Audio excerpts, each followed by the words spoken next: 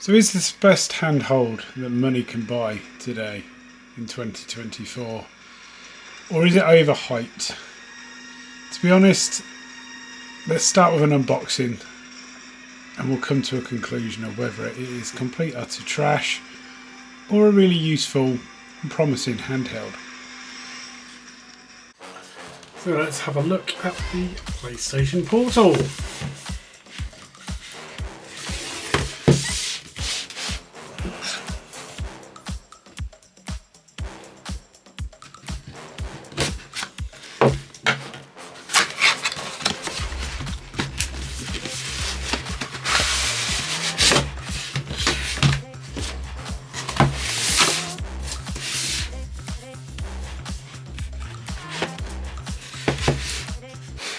Nice pull out bit here on the box.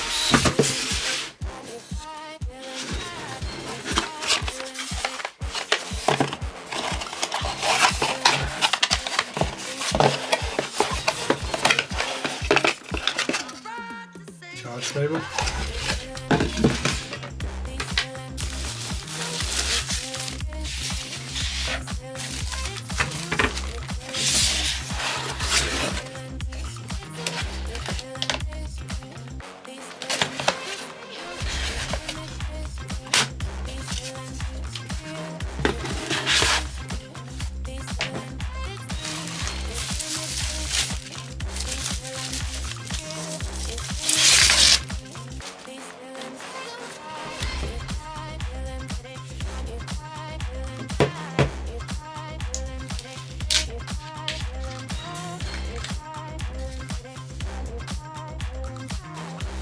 What we've got across the top is the L2, L1.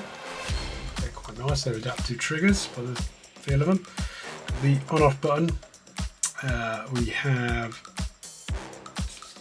it's an interesting button, we'll come back to that one, looks like a sync potentially. Volume up and down, I've got a microphone mute, the PlayStation button. Standard buttons there. The only difference really is that these are definitely smaller. At the bottom, you've got your charge and what looks like a 3.5mm jack. So obviously you can use wired.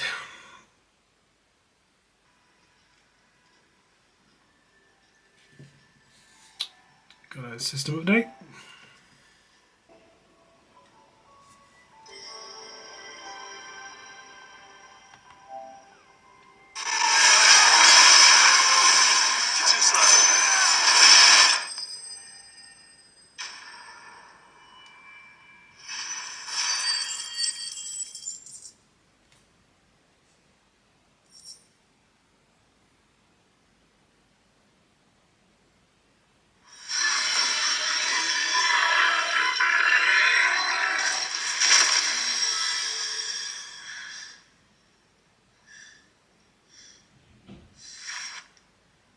Security Sentinel 503 offline. Initiating emergency call relocation protocol.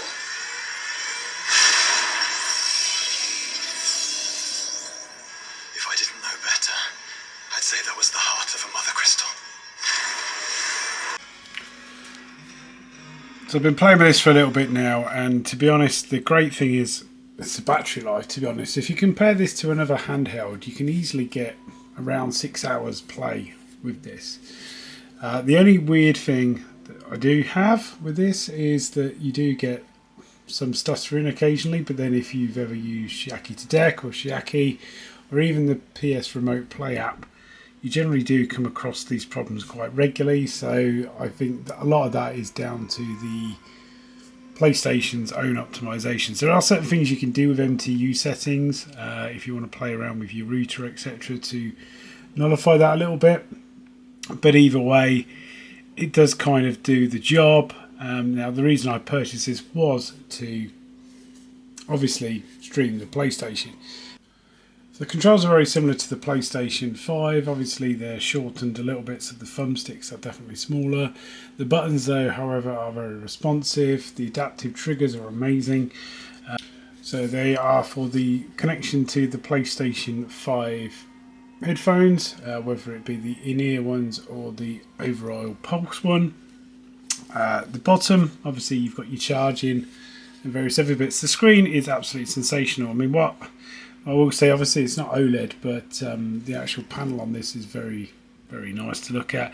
I actually quite like the ergonomics of it. I think that a lot of handhelds could take a leaf out of the book of this because of the way that the screen's done. It doesn't obviously fit the same way like the ROG does, but what I quite like is if you see how that rests in the palm, when I can tuck my fingers around and there's a gap, it makes it quite nice. Now what it probably does though is expose this to a potential risk for damage if it's dropped and lands on that corner, albeit there probably will be some kind of case I can get to fit on this. But yeah, I mean, you know, the sole purpose for me buying this was to obviously be able to play my PlayStation games elsewhere. So at the moment I'm in my office, my PlayStation isn't in here, it's in the front room. It does help to kind of work for parents really. So I think this is fundamentally where the gamer dad / gamer mum massively targeted at that kind of audience, because you can basically set this one up to you know, connect to your PlayStation and then play it from anywhere else in the house. So it kind of gives you that comfy feel. Now my actual thoughts on this, whether it's a dud or not, obviously when you compare it to the likes of the ROG Ally, the Legion Go, the Steam Deck, it's not a handheld as such. It's obviously designed to be a very different device. I think obviously what Sony fans really were looking for was the next PSP.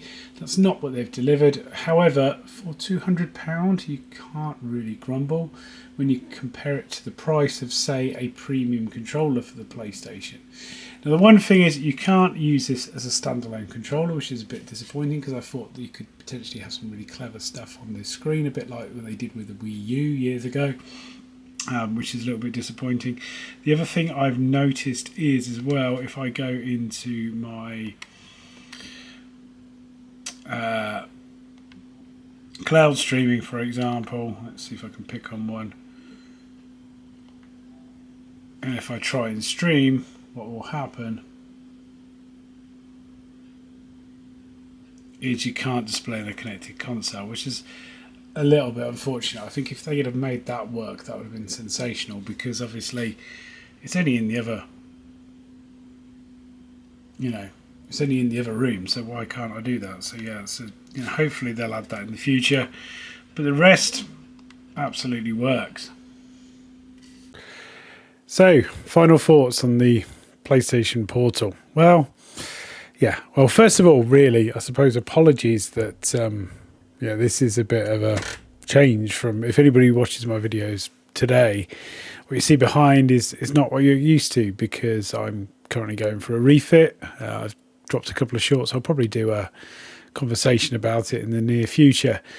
But as a result, yeah, this isn't normally what it looks like. It's never tidy, but it's never like this.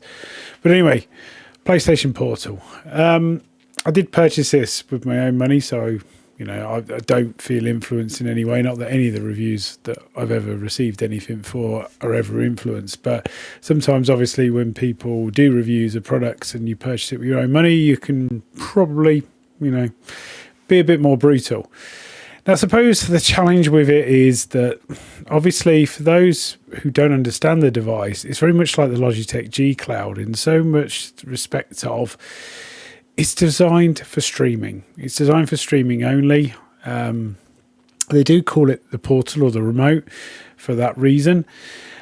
I suppose with the other peripheries of handhelds out there at the moment, it can get a little bit confusing. And I think Sony fans, like I mentioned earlier, really wanted a full-blown remote device, and they haven't got that. They've got this, which is a kind of a go-between. Now it kind of takes on what the PlayStation Vita and PSP did years ago, where you could have that remote play feature, and I think it's a really, really useful feature to have.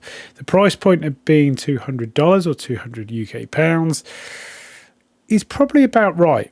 Now that might sound like a brave brazen type comment to make, but if you consider what it actually does and the fact that you are getting a controller as well, and the fact it's PlayStation, which usually means there is a premium. Let's be honest, you don't generally get reductions in a lot of PlayStation stuff. They are generally quite expensive anyway. So for anything Sony related, that's not a bad price point. The screen itself, like I mentioned earlier, is really, really nice. You would actually think it was OLED looking at it. Some of the colours really do pop. So they've done a really good job on that. And I do like the ergonomics, like I mentioned, the fact that you can kind of sit your hands around and tuck your fingers in these crevices here is quite nice. Apologies for the dust as well. It's just the habit of being in your garage. But yeah, it's, you know, it's a nice device. The weight of it's quite nice as well. It doesn't feel too heavy. And I think, you know, the weight is fundamentally centered around the actual controller itself. So these bits here, you feel more weight there. Obviously, you get the proper haptic feedback as well, which is nice to have. And yeah, you know, from that respect, it's a lovely device. So